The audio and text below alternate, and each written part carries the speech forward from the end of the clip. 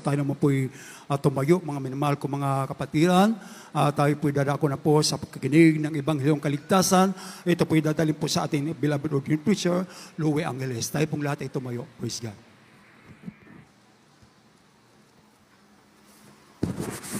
God bless you sa ating beloved ko preacher, Brother Mario. Tayo po'y manalangin.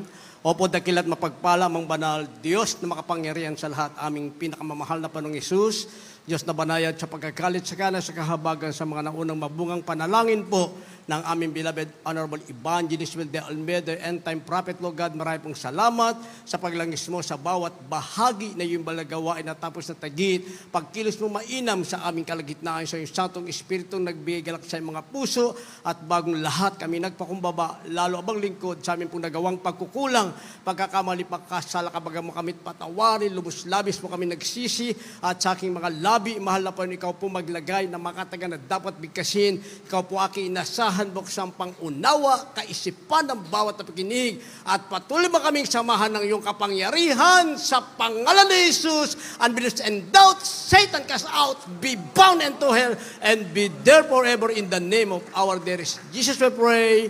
Amen and amen. Everybody say praise the Lord.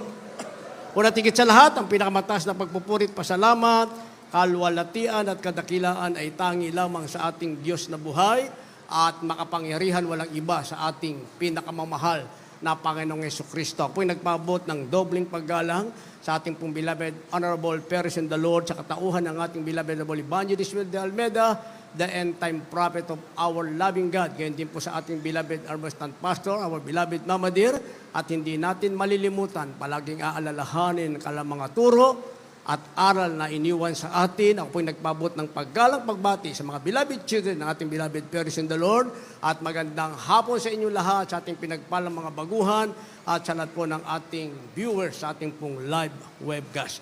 Ating tatalakayin, pamagatan natin The Growth Church sa ating monitor. The Growth Church, ang ibig sabihin niyan mga minamahal, talaan. Church, ibig sabihin talaan o gabay sa paglago. The Growth Church, ang ibig sabihin, talaan o gabay sa paglago. Kindly po sa ating beloved Bible readers. The book of Hebrews, chapter 6, verse 1. Therefore, leaving the principles of the doctrine of Christ, let us go on unto perfection, not laying again the foundation of repentance from dead works and of faith toward God. The book of Colossians chapter 1 verse 10, that you might walk worthy of the Lord unto all pleasing, being fruitful in every good work and increasing in the knowledge of God. God bless you po, Kylie sa Tagalog. Dito po sa Aklat ng Hebreo, Kapitulo 6, ang talatay 1.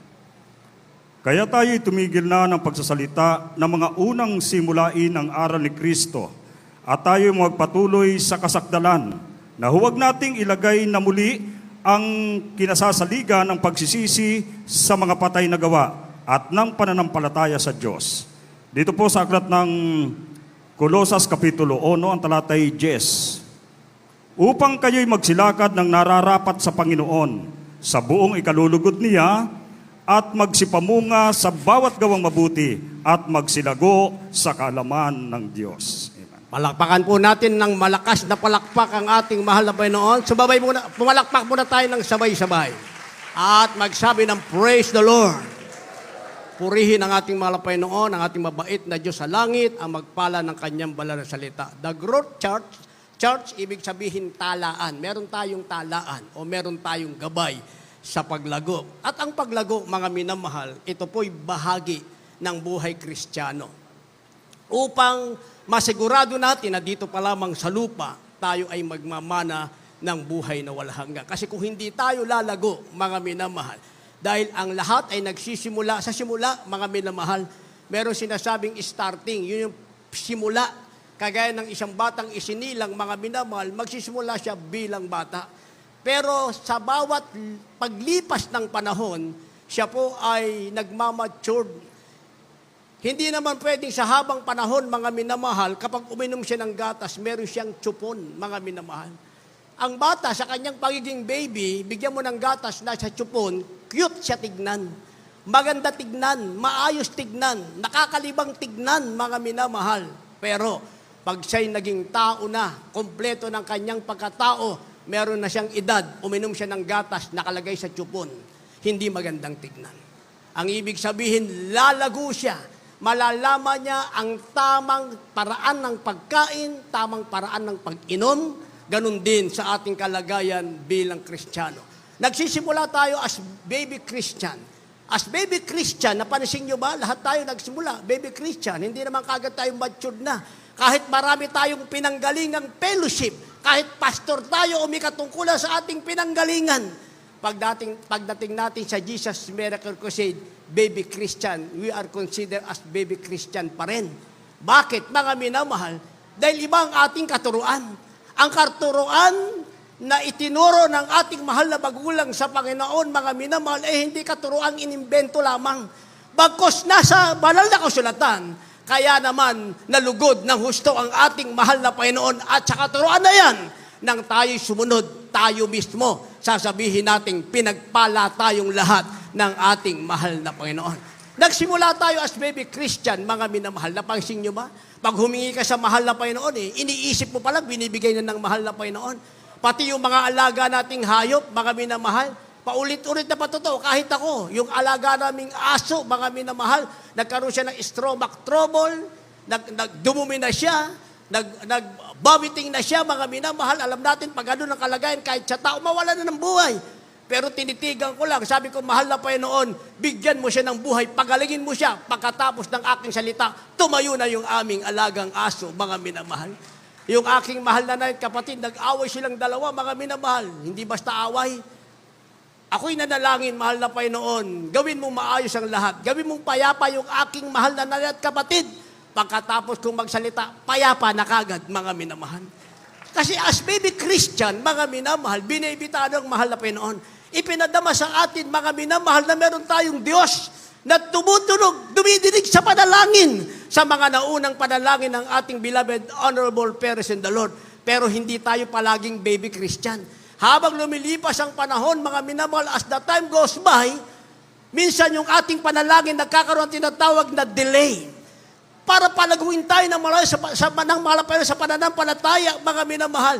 Bibigyan tayo ng mahal na Panginoon, pero ire-record niya kung ano ang higit nating dapat gawin, higit pa sa ginawa natin nung baby Christian pa lang tayo. Baby Christian, maiksing panalangin. Baby Christian, maiksing pag-aayuno, mga minamahal. Pero pag lagoy natin, pag lumalago na tayo, tumataas ng antas ng ating pananampalataya, tumatagal tayo sa paglilingkod sa mahal na Panginoon, yung konti, pinararami ng ating pinakamamahal na Panginoong Jesucristo. Kaya dapat meron tayong the growth chart o tinatawag na talaan o gabay sa paglago. Sabi ng ating nabasa, mga minamahal, Hebreo, kabanatang 6, ang talata ay 1, dito muna tayo sa last phrase, ang sabi, tayo'y magpatuloy sa kasakdalan. Ito dapat nakatala sa atin, mga minamahal. Sa talaan natin bilang Kristiyano, dapat nakatala ang isang gabay tayo upang tayo lumago na sinasabing magpatuloy tayo sa kasakdalan. Kaya tayo'y tumigil na ng pagsasalita ng mga unang simulain ng aral ni Kristo. Pag hindi mo inunawa ito, makakalimutan na natin unang aral ni Kristo. Ang ibig sabihin, tumigil ka na, tapos ka na dyan. Tapos ka na sa baptism, tapos ka na sa four requirements of salvation, tapos ka na dyan. Naganap na, nasa iyo na yan. Nabautismuhan ka na, napatawad ng kasalanan mo. Tagalangit ka na, tagapagmana ka na ng buhay na wala hanggan. Pero hindi dyan natapos. Kinakailangan mo patuloy sa tinatawag na kasakdalan at pagkatapos ng aral na yan, magpatuloy ka sa iba pang aral ng ating pinakamamahal na Panginoon. Hindi dyan natatapos ang buhay Kristiyano na sinabi ng iba, once you save forever. Kahit gumawa ng kasalanan, because you are saved once, you are saved forever. Wala nakalagay sa banal na kasulatan. Sa banal na kasulatan, mga minamahal, meron kang talaan o gabay ng paglago. Sabi ng ating nabasa, tayo'y magpatuloy sa tinatawag na kasakdalan. Kaya nilagyan natin ito ng supporting verse, Colossians chapter 1, verse 10. Sabi ng ating nabasa sa last praise, magsilago sa kaalaman ng Diyos. Yun ang sinasabi. Magpatuloy ka sa kasakdalan. Ang sabi, sa pagpapatuloy mo, nakatalayan, gabay mo yan. Sabi ng ating nabasa, lumago ka sa kaalaman ng Diyos. Alam mo na ang baptism. Alam mo na po requirements of salvation, mga minamahal, ipagpatuloy mo. Alamin mo pa, ano ba ang ibang kalooban pa ng ating mahal na Panginoon. Kaya ang ating mahal na magulang sa Panginoon, ating ginagalang mahal na pastor, sinasabi niyang paulit-ulit niyang binasa ang banal na kasulatan, mga minamahal. Hindi kagaya ng ibang pastor, kumuha lang ng bersikulo, ipinangaral, pastor na, bishop na, mga minamahal, ebanghilista na. Ang ating mahal na magulang sa Panginoon, binasa ang banal na kasulatan from Genesis to Revelation, Revelation going back to Genesis, paulit-ulit, maraming beses. Napakinggan natin yan. Sinasabi ng ating beloved Holy Evangelist Will de Almeida, the end time prophet of our loving God. Kaya naman, lumago ang kanilang kaalaman sa ating mahal na Panginoon. Natutunan nila ang tamang kabanalan. Natutunan ang tamang pagpupuri sa mahal na Panginoon. Natutunan ang tamang sakripisyo, mga minamahal. At natutunan paano alagaan ang tupang idinadagdag ng mahal na Panginoon araw-araw. Kaya sabi ng ating nabasa, magsalago sa kaalaman ng Diyos upang kayo'y magsilakad ng nararapat sa Panginoon sa buong ikalulugod niya at magsipagbunga ng bawat gawang mabuti. Palakpakan natin ang ating mahal na Panginoon. So yan ang nakalagay sa tinatawag na growth church, mga minamahal. Magpatuloy sa kasakdalan at pagkatapos lumago sa kaalaman ng Diyos upang tayo, mga minamahal, ay maging karapat dapat na buong nakalulugod sa harap ng ating mahal na Panginoon. Dapat nating gawin ito, mga minamahal. This is a must. Pag sinabing must, ang ibig sabihin, mga minamahal, kailangan. Dahil kung hindi mo magawa, mga minamahal, merong tinatawag na panganib, kaya nga merong tinatawag na lack of growth. Lack of growth, ang ibig sabihin niyan, kakulangan ng paglago. Yung kakulangan ng paglago, mga minamahal, yon ang nagpapahiwalay sa tao sa ating mahal na Panginoon. Kindly po. The book of the prophet Hosea, chapter 4, verse 6. My people are destroyed for lack of knowledge, because thou hast rejected knowledge, I will also reject thee, that thou shalt be no priest to me. Seeing thou hast forgotten the law of thy God, I will also forget thy children. The book of Proverbs, chapter 10, verse 21. The lips of the righteous feed many, but fools die for want of wisdom. And verse 23, kindly, beloved Doc, jump to verse 23. The book of Proverbs, chapter 10, verse 30. 23. Verse 23. It is as a sport to a fool to do mischief, but a man of understanding hath wisdom. Amen. God bless you po. Kindly sa Tagalog. Dito po sa aklat ng Hoseas, Kapitulo 4, ang talatay 6. Ang aking bayan ay nasira dahil sa kakulangan ng kaalaman. Sapagkat ikaw ay nagtakwil ng kaalaman, akin namang itatakwil ka, upang ikaw ay huwag maging saserdote ko. Yamang iyong nilimot ang kautusan ng iyong Diyos, akin namang kalilimutan ang iyong mga anak. Dito po sa aklat ng mga Kawikaan, Kapitulo 10, ang talatay 21 at 23. Ang mga labi ng matuwid ay nagpapakain ng marami, ngunit ang mangmang ay namamatay sa kakulangan ng pag-unawa. Isang paglilibang sa mangmang ang paggawa ng kasamaan, at gayon ang karunungan sa taong nag-uunawa. Palakpakan po natin ng sabay-sabay na palakpak ang ating mahal na Panginoon.